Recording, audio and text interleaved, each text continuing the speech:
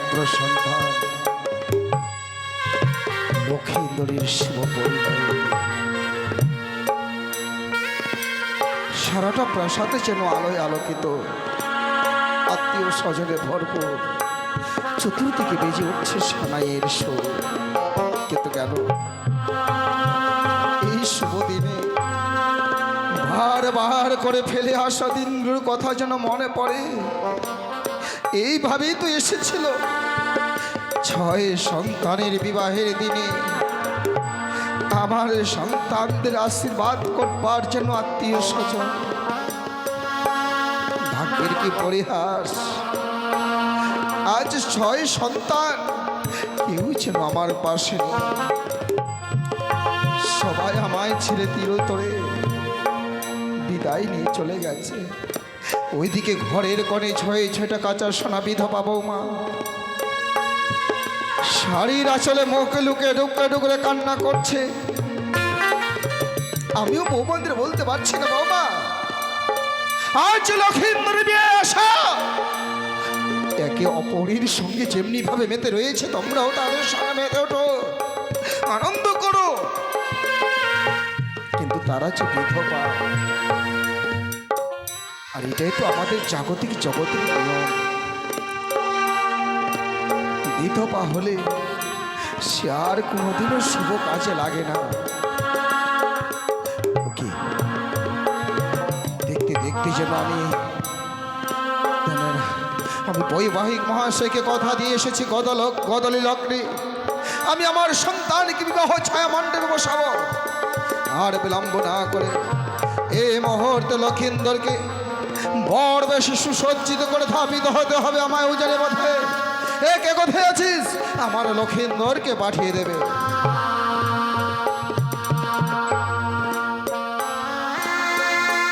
আপনার চরণে প্রণাম জানাই পিতা।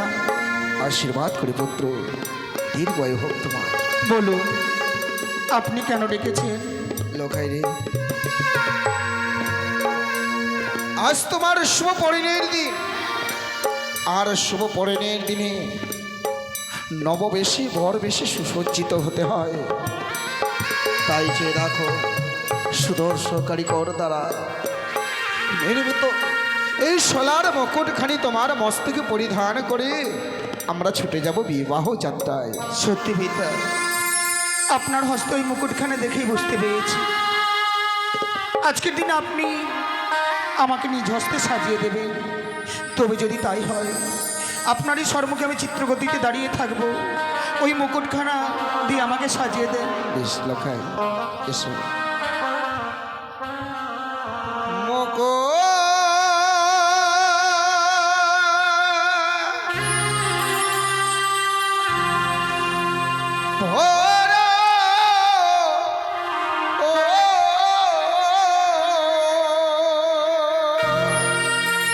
পিতা,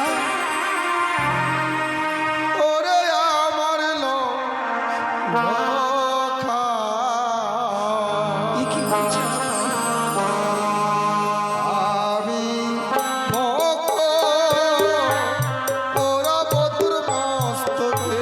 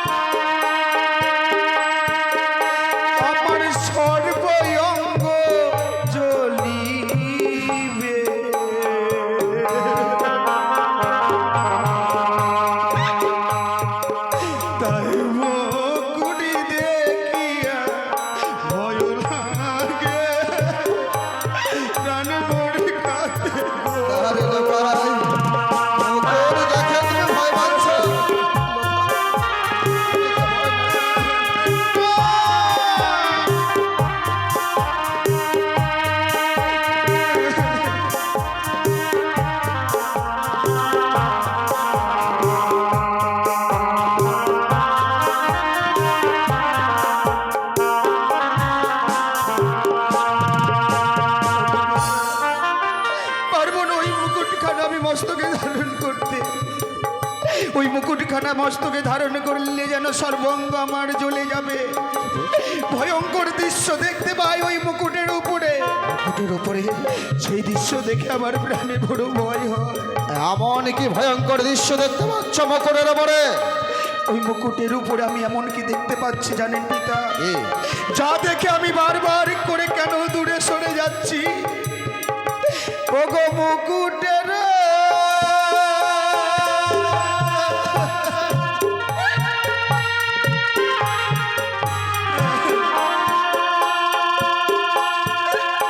ওই নাই উপরে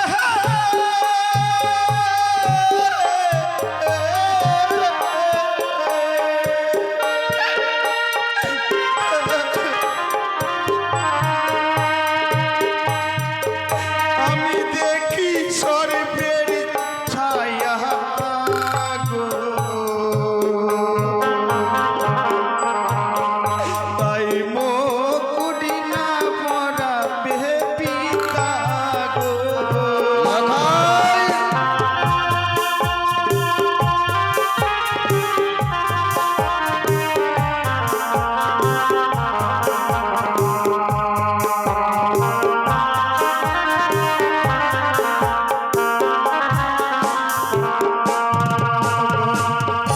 এই মুকুটের উপরে যেন আমি সর্পের ছায়া দেখতে পাই। সেই সর্প যেন আমাকে গ্রাস করতে চাইছে গো পিতা। এই মুকুট ছাড়া আপনি আমাকে চা দিয়ে সাজাবে, আমি তা দিয়েই সাজবো, লোকাই। কিন্তু এই মুকুট দিয়ে আমাকে সাজাবেন না। ওরে, কোনো পিতা কি পারে সন্তানের মস্তকে সর্পের মুকুট পরিধান করে দিতে? পারবো না রে লোকাই, আমিও পারবো না। কিন্তু দেখো, এই মালির গন্থিত ফুলের মালা, চৌচালি নগরের বাচস্পতির কন্যা বেহুলা তোমার পথপানে চাতক পক্ষের নিয়ে চয়ে আছে। ওরে, এই মালা তো সাতনা তোলায় সাত বাকে বাধ্য করে মাল্য দান করতে হবে পুত্র, যার কারণে তোমাকে মাল্য পরিধান করতে হবে। সত্যি ওই মুকুটখানা আমি মস্তকে ধারণ করতে পারিনি, এই মালাখানা আমি গলায় নিশ্চয়ই ধারণ করবো পিতা। আসেন ওই মালাখানা দিয়ে আমাকে সাজিয়ে দেয়। ওই যে মালা পরো ওরে আমার লোকা, আমি মালা পরাবো তোর মস্তকে।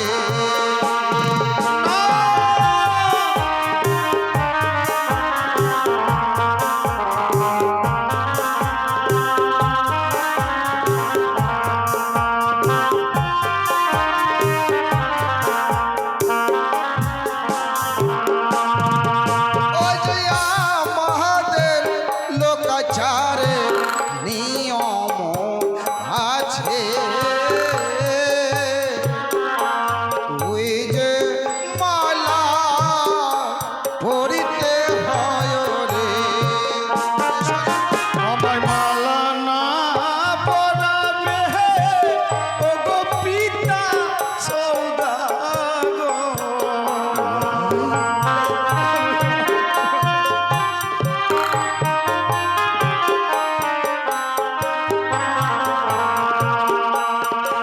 ও সে মালা পরিলে গলায় আমার জ্বলিবে,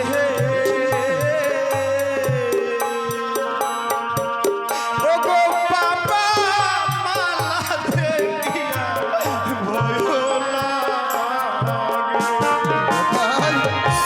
ওই মালা পরলে যেন গলাখানা আমার জ্বলে উঠবে গো। এই মালাও আমি গলায় ধারণ করতে পারবো না। এই মালার উপরেও আমি একটি অদৃশ্য জিনিস দেখতে পাই। সেই দৃশ্য দেখে আমার প্রাণে বড় ভয় হয়। এই দৃশ্য দেখতে পাচ্ছ মালার উপরে? ওই সে মালার উপরে দেখি সর্বের বিষ গো।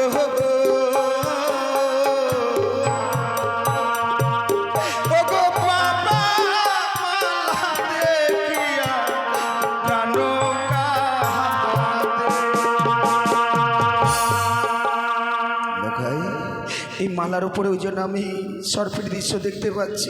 মুকুটমালার উপরে তুমি সর্পের দৃশ্য দেখতে পাচ্ছ? সত্যই কিন্তু পিতা। আমি নিশ্চিত মুকুটমালার উপরে সর্পের দৃশ্য কেন দেখতে পাচ্ছ জানো? কেন পিতা? ওই রাক্ষস বেটিকানি ও দূর হইতে সর্পের ভয় দেখে চাইছে তোমার বিবাহ ভেঙে দিতে, কিন্তু আমিও তাই তার শত চেষ্টা ব্যর্থ করে দেব। আমার হাতে হাতালে যষ্টি নাই দেখে সর্পের ভয় দেখাচ্ছে তো। এ মুহূর্তে হস্তে ধারণ করলাম হে তালে যষ্টি, দেব হে তালে যষ্টির বেড়ে মুকুটমালার উপর, তারপরে দেব তোমার মস্তকে মুকুটমালা পরি, সর্বকে করবো আমি দৌর্ভত। দেখো তো লোকাই, এবার কি দেখতে পাচ্ছ মুকুটমালার উপরে সর্বদৃশ্য? কই, আর তো আমি কোনো সর্পের দৃশ্য দেখতে পাচ্ছি না পিতা। এবার আমি নিশ্চয়ই এই মালা মুকুটখানা ধারণ করতে পারবো। এই তো আমার পুত্রের মতো কথা। ওগো আমার চম্পকনগরের প্রজাবর্গ, ওগো আমার চম্পকনগরের আত্মীয় স্বজন, আমি আমার সন্তানকে নববর বেশি সুসজ্জিত করব। আমার সন্তানকে সবাই উলধ্বনি হরিধ্বনি দিয়ে আমার সন্তানকে আশীর্বাদ করবে। দুলাল দুলাল দুলাল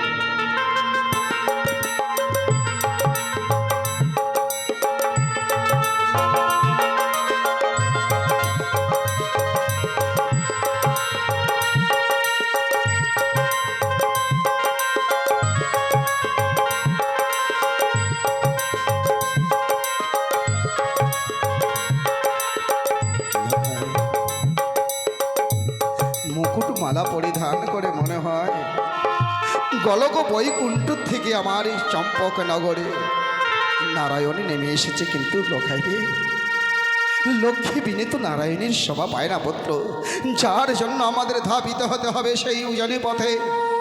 কিন্তু তোমাকে এতদিন একটা শিক্ষা দিয়ে এসেছিলাম, পিতা স্বর্গ পিতা ধর্ম পিতা হি পরমন্তব পিত বিধিমা পরিণীপিয়ন্তে সর্বদেবতা।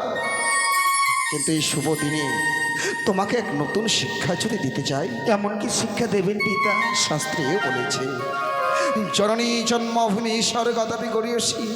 ওরে কোনো শুভযাত্রা পথে অগ্রসর হওয়ার পূর্বে জন্মদাতা পিতামাতার চরণে যদি প্রণাম জানিয়ে জন্মদাতা পিতামাতার কাছ থেকে যদি আশীর্বাদ নেওয়া যায়, ওই শুভযাত্রা পথে কখনো কোনো বিঘ্ন ঘনিয়ে আসে না পুত্র। তাই আমি চাই হে মুহূর্তে তোমার গর্ভধারিণী জননীর কাছ থেকে বিদায় নিয়ে এসো। পিতা, আপনি ঠিকই বলেছেন। আমি যেন ভুলে গিয়েছিলাম মায়ের কথা,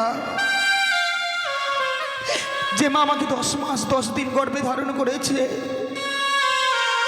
যে মায়ের বক্ষসুধা পান করে পৃথিবীতে আমি এত বড় হয়েছি। আমি ভুলে গিয়েছিলাম গো সেই মায়ের কথা।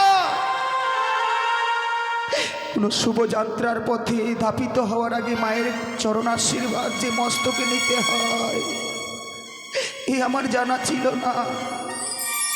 আমি যাব পিতা, যাব। মাকে গিয়ে আমি বলবো, মা আমাকে একটিবার তুমি হাসি মুখে বিদায় দাও। তোমার কাছ থেকে বিদায় নিয়ে আমাকে পিতার সঙ্গে ওই উজানি নগরে যেতে হবে। আপনি কিছুক্ষণ অপেক্ষা করেন। এই মুহূর্তে মায়ের কাছ থেকে বিদায় নিয়ে এসে আপনার সঙ্গে যাব বিবাহ করতে ওই উজানি নগরে। চলে গেল। বলতে বলতে লক্ষিন্দর যেন তার গর্ভধারিণী জননীর কাছ থেকে বিদায় নিতে গেছে। বৈবাহিক মহাশয়কে কথা দিয়ে এসেছে, গতলি লগ্নে আমি আমার সন্তানকে বিবাহ ছায়া মণ্ডপে বসাবো। আরও কথা দিয়েছি 101টা আখে বর্ণে বরযাত্র সুসজ্জিত করে নিয়ে যেতে হবে।